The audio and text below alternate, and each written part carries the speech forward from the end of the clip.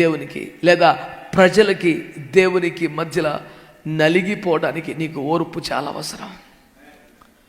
వాళ్ళకు కష్టం వచ్చినా నువ్వు ప్రయాసపడాలి, వాళ్ళు తప్పు చేసినా నువ్వే ప్రయాసపడాలి.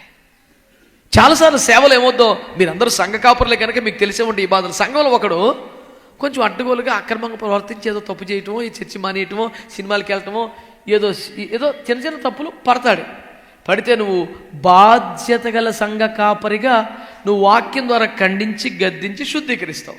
అది నీ బాధ్యత. అడి మీద నీకేమైనా కోపమా?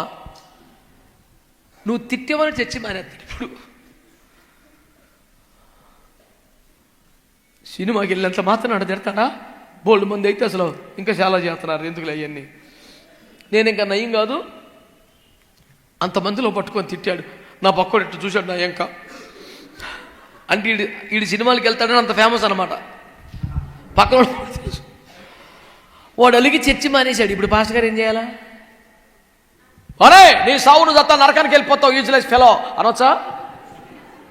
చెత్త కొట్టి అతడు వేసినావు. మళ్ళీ నిన్ను నమ్మి నీకు చేతికి అప్పగిస్తే అన్ని ఎందుకు అట్ట పాడు చేసేవారా అంటే, వీడు మళ్ళీ చచ్చినట్టు దీనం మనస్సుల వస్త్రమును ధరించుకొని అన్నిటికీ అనుబంధమైన ప్రేమను కాపాడుకుంటూ వాడి ఇంటికి వెళ్ళి ఈడే సారీ చెప్పి, ఏది తప్పు చేసింది ఆడు, సినిమాకి వెళ్ళింది ఆడు, పప్పు చేసింది ఆడు, గద్దిస్తే అప్పగించుకోకుండా తిరుగుబాటు చేసి 10 మందికి చెప్పి మానేజరోడు ఆడు.